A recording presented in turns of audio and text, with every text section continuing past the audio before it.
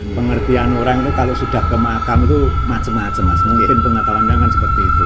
Betul.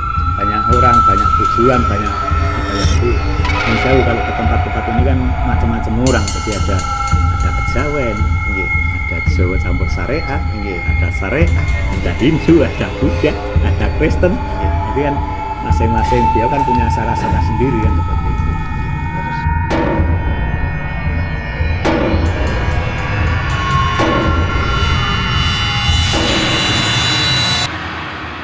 Nama asli beliau itu Eyang Joyonuman. Itu beliau sebagai Limuddin, sebagai satu penyebar agama Islam yang ada di Pacitan.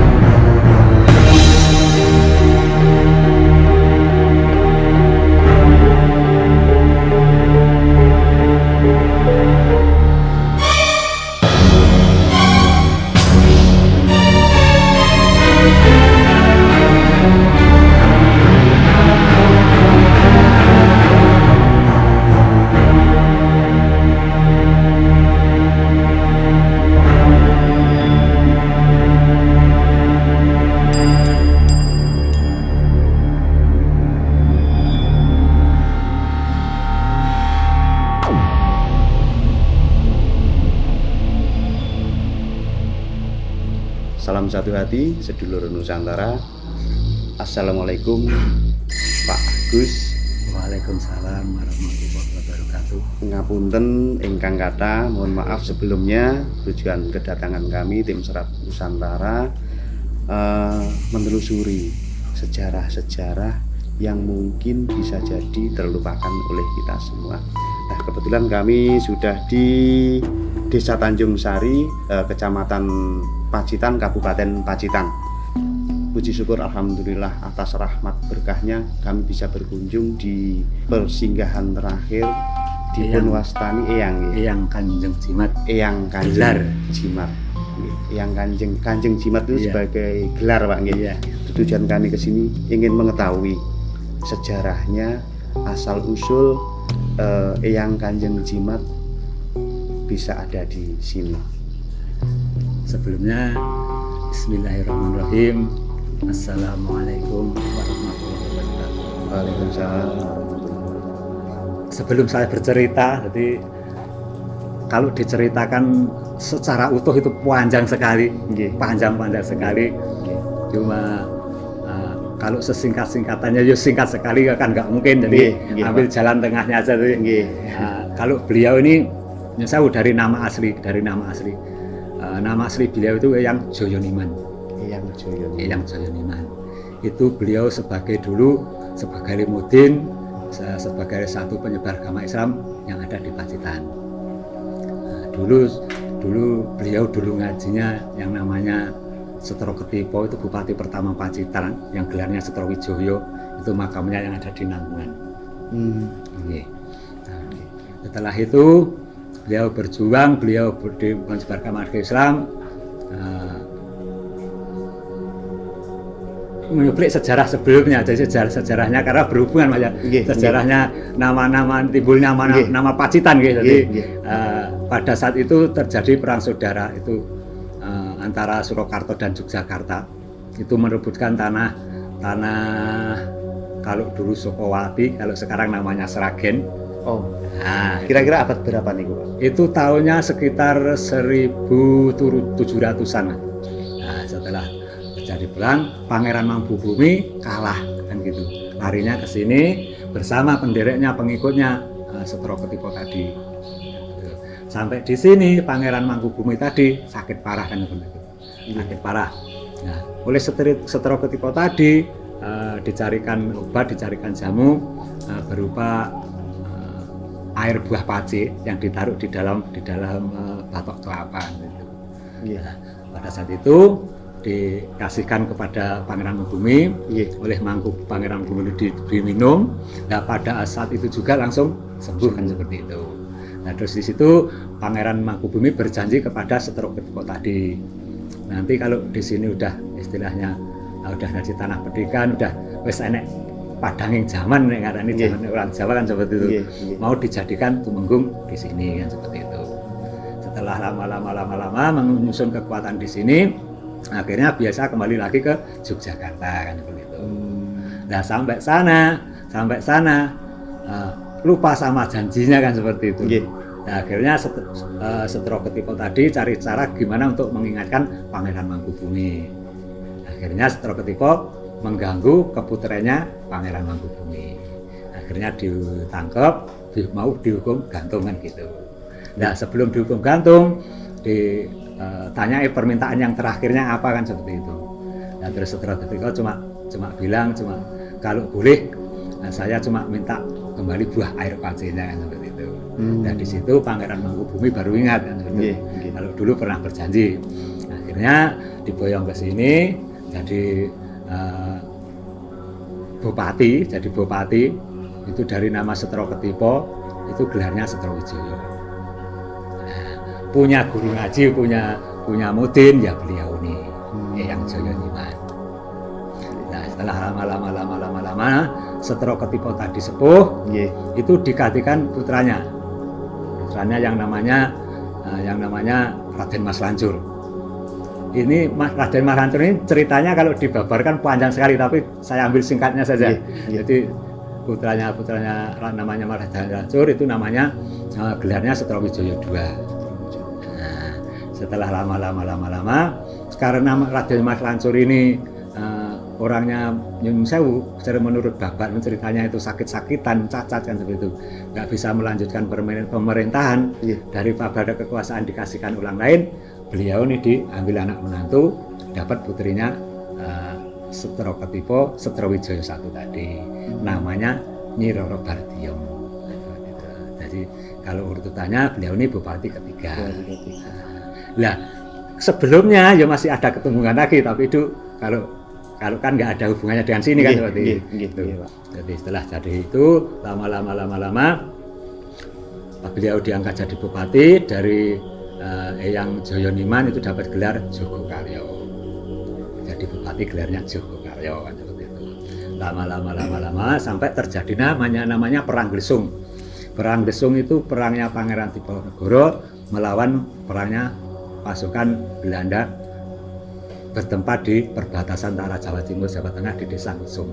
Makanya ya itu di Batu kalau nggak salah itu di Desa Glesung itu. Nah di situ pasukan Belanda kan kalah. Akhirnya jadi sebelumnya saya cerita dulu. Beliau ini pada waktu perang Glesung, beliau ini pernah menjadi penasihat perang militernya Pangeran Diponegoro. Seperti itu. Nah, mengapa karena kok beliau seharusnya kan beliaunya Sentot Prawirodjojo kan seperti itu. Nah, menurut ceritanya Sentot Prawirodjojo itu bersemedi di Bokala kan seperti itu. Jadi digantikan oleh beliau. Nah, yang membawa beliau agulnya perang siapa? Itu kalau menurut ceritanya yang Yahudo yang ada di Loro. Jadi semua bersombong. Jadi semua kalau mau belajar semua bersambung semua. Betul. Bersambung semua. Setelah itu lama-lama Belanda mundur. Akhirnya yang menjadikan bupati digantikan putranya. Beliau dipercaya menjaga barang-barang pusaka di Surakarta. Nah, sampai dapat gelar Kanjeng Jimat.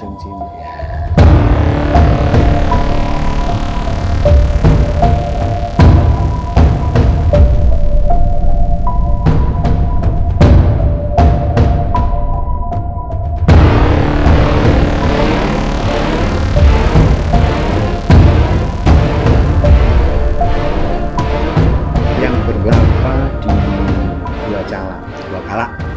Gua Kala. Ya. Tempat pertapanya masih sekarang, Pak? Masih. Guanya ya masih ada. Kalau mau tahu sejarahnya yang lebih seruan aja ke sana. Nanti sana yang lebih berwenang menceritakan. Di sana masih disakralkan, Pak? Masih. Sekarang masih. Perjalanan beliau memang sangat panjang sekali, Pak. Iya. Pada akhirnya, Pak, beliau sedo ini emang sepuh. Pada tahun berapa ini, Pak? Kalau meninggal beliau, sedonya beliau itu enggak ada keterangan tahunnya. Cuma babatnya beliau tahun 1825. Terus kalau usianya beliau itu kalau di babat itu ada 140 tahun usia beliau. Kalau meninggalnya tahun berapa, lahirnya berapa itu nggak ada keterangannya, belum ada keterangannya ya.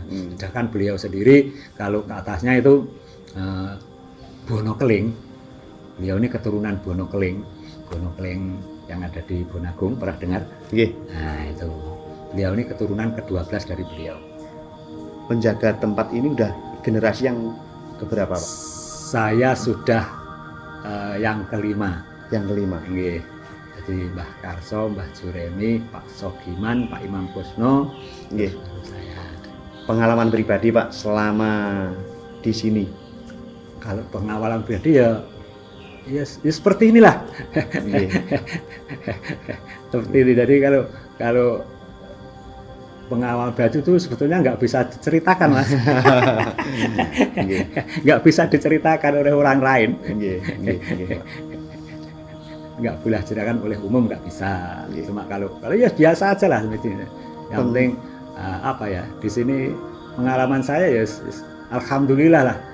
Di sini bisa belajar sama orang-orang, sama tamu-tamu, sama teman-teman, kan seperti ini kan namanya belajar. Itu pengalaman saya seperti itu. Kalau pengalaman lain itu saya nggak berani cerita. Termasuk arwahnya beliau. Pak. Ya, kalau saya kan gini mah, kalau ditanya seperti itu sampai ke hal-hal itu, saya bilang aja. Jadi kalau mau tahu, kalau mau merasakan, yo datang sendiri. Rasakan sendiri, gitu aja. Yang jelas pengunjung kan pastinya seandainya tidak pandemi kan banyak, Pak. Mungkin pesan untuk pengunjung atau tata cara apa ya saja yang perlu disiapkan sebelum datang ke tempat sini, Pak. Kalau ziarah itu sebetulnya di mana saja kan sama. Cuma yang membedakan kalau nggak salah itu kan aturan yang dibuat. Nggih.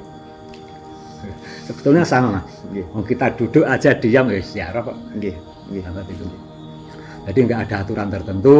Yang jelas kita orang mau berdoa itu gimana itu kan tergantung ya. Nggih. Dari piye ta kuwi nek ndonga kepiye kan seperti itu, Mas. Seperti itu. Jadi yang penting kita ya namanya mau berdoa, mau istilah itu ya pakaian ya harus yang rapi, kita badan ya harus yang bersih kan seperti itu. Itu aturannya seperti itu.